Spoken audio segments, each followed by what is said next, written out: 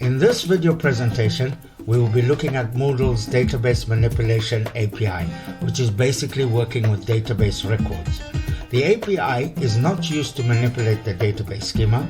That is the purpose of the Data Definition API, which is the subject of another presentation. The content of this video has been extracted from the Moodle plugin development by example course from Moodle Publishing. But before we start, if this video proves to be useful and informative, please don't forget to like it. And if you haven't already, please subscribe to this channel for more useful content in the future. If you are so inclined, click the bell notification to be informed when we upload new content. So before we dive into our index.php file, I thought this would be a good time to actually discuss the data manipulation API, since we'll be using it in our index.php file.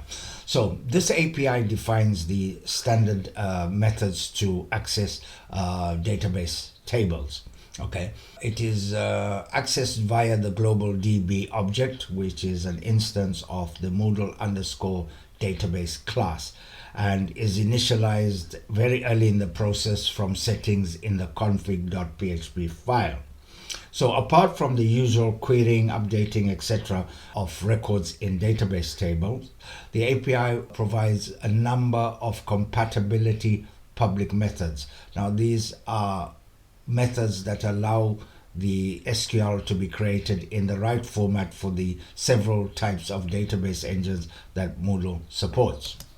For example, here are some example methods, and there's a link here in this page where you can click on and actually go and have a look at all the functions that are defined. Alternatively, you can look in the code. So example is the get in or equal, so that gives you the right SQL fragment for an in or equals snippet. The concat, so you can get the right format for that. So things like is empty, is not empty, like, and substring. So these will create snippets of SQL that will work for the database engine in use of the Moodle instance in which your plugin is installed. Okay. So handling query results, where the method is expecting to return only a single record, you can actually control how you get the results.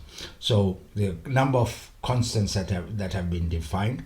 If you pass ignore underscore missing, which tends to be the default as the strictness parameter to the actual method call, then you'll get a false if the record is not found. And it will generate a debugging message if you got debugging on if multiple records are found, and this is the default behavior. Like I said, passing must exist. The must underscore exist constant will make the call throw an exception if the record is not found. There is another constant, the ignore underscore multiple, which will only return the first of multiple records, but that's not recommended and it may be deprecated in the future.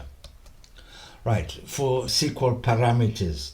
Now all the data manipulation methods expect a placeholder parameter, normally just standardly called params, which is an array of values that are used to fill placeholders in your SQL statements. So PHP programmers that you are, you know that this is a safer way of doing SQL. It ensures your code is secure. So there are two types of placeholders. We've got your SQL underscore params underscore QM question mark, which replaces question mark whole placeholders in your SQL. And is single dimensional, must contain the same number of items as the placeholders in the SQL, and replacement is sequential. Then the other one is the SQL underscore params underscore name version of it, which is a multi-dimensional array with the keys matching the placeholders in the SQL. The placeholders in the SQL are the key names with a colon prefix. So colon name for a name, for a name variable. Okay. So there are several ways to specify conditions for SQL queries. The simplest form, and the one that's used the most, is you pass in a conditions array where the field name is the key and the value is the field's value. And the array items are joined with an AND statement in the where clause. So all conditions have to be met to generate a result. The other option is to pass in a string containing the where conditions, and those functions are normally name of function underscore select, and we'll see an example of that in a bit. And then you can pass through a full SQL command as well, and then the functions will normally be appended with the underscore SQL as its method name.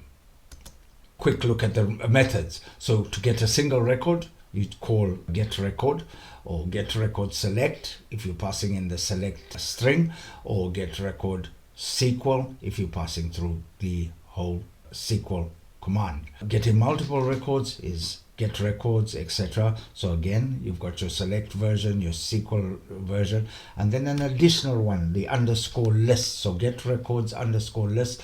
This returns the first two fields from the results, and it's basically so you can quickly create options for a form select. Okay.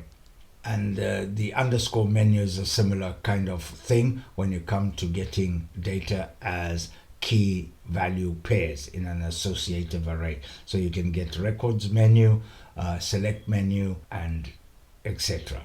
So the methods.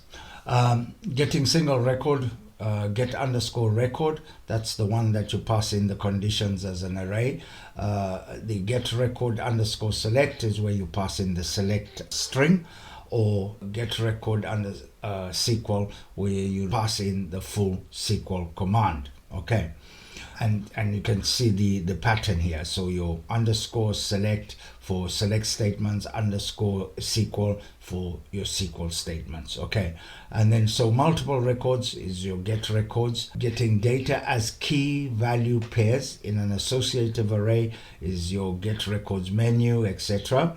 Counting records that match the given criteria, so count records, and then again count records underscore select, etc.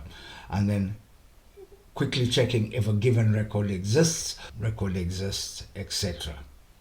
Okay, so getting a particular field value from one record is just get field with its variations. Getting field values from multiple records, field set, get field set.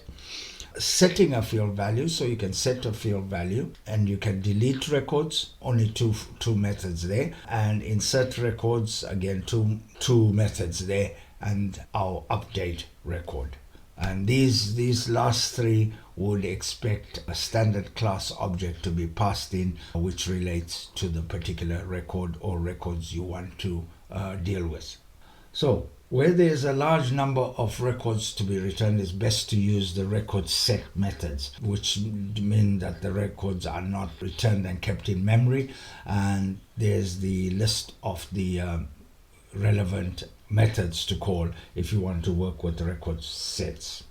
Okay, so a list of all these query and manipulation methods and the expected parameters is in a handout in this lesson. So transactions.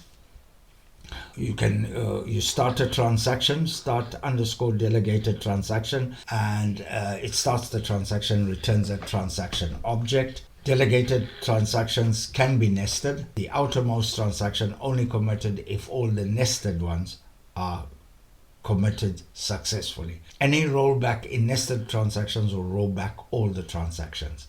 And then you allow commit to allow your commit to happen, or roll back if you expect to roll back the transaction. And there we have a link to the actual page, the Data Manipulation API page, worth having a read through. And again, a reminder that there's a handout for the manipulation functions or methods in this lesson. So that's it for the presentation. To watch other extracts from the course, click on the playlist link, or alternatively, watch the video describing the course content. Don't forget to subscribe and like, and thanks for watching.